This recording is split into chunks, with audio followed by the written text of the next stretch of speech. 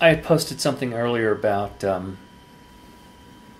coming up with some sort of a lens hood for the GoPro, excuse me, for the Bebop.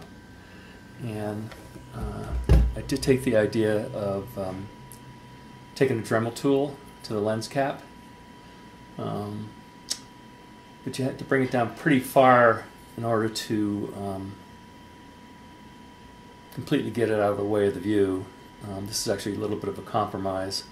It's a nice hard cover, and it does, you know, if you look at where the lens would be versus, you know, something that's perpendicular to the edges here, sort of perpendicular anyhow. There's like about 1/8 of an inch clearance, something like that. But I was thinking, you know, could you do something better than that? So I looked on the internet, and there's actually some sites where you can put some parameters in, and you can print out your own lens hood. And this would be for like any other kind of camera, maybe including something like a GoPro. So I was trying some different sizes, and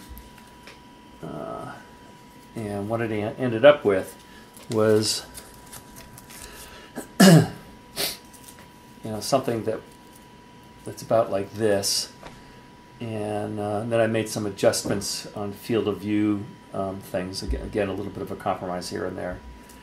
And what I came up with then was a shape that kind of worked, sort of. And I had this felt material that I used for my photography for conditioning flash, when I use a flash. And it's got some structure to it, and it's fairly easy to cut. So, so I went ahead and put it on there. I'm using some electrician's tape right now. So it's not very beautiful, but I'll show you what it does to the field of view. And it does provide a little bit of protection. You know, it's about 1/8 of an inch most there. You know, at the maximum, close to 1/2 inch, 3/8. Of course, if you hit something that is rounded, all bets are off. So it's only kind of partial protection, but it also would probably provide a little bit of sun flare protection as well. And to show you what it does, let's start up free flight here.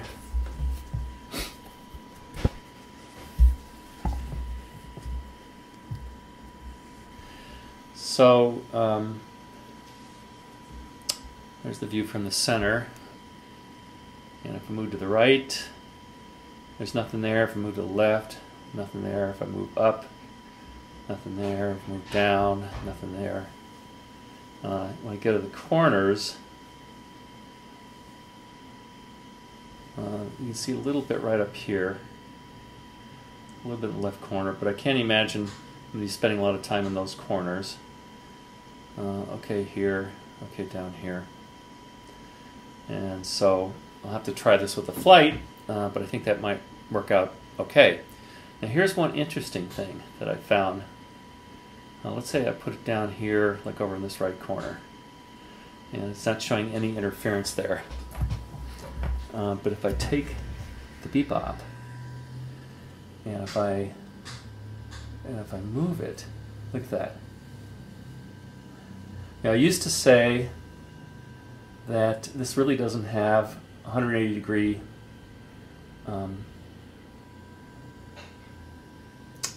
coverage on the lens. Yeah, it's covering half the lens like that. So I think what's really happening is that it's going to try and fly straight and level all the time. You know, you might have a little bit of inclination like this going forward, or this one coming back. Actually, you can kind of see that coming back. So it may turn out that this won't work if you're moving this around a lot. Because let's say I'm tracking something on the ground, I'm coming in on it, I'm fine. Now I want to stop and I back up. I'm going to cut it off. So with movement, This thing probably is, you know, 180 degrees or so. And I can come in here and I can probably trim that off a little bit more, or I could tilt it this way. I may do that. But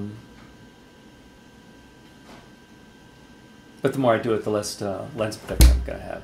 So that's kind of what I found out so far.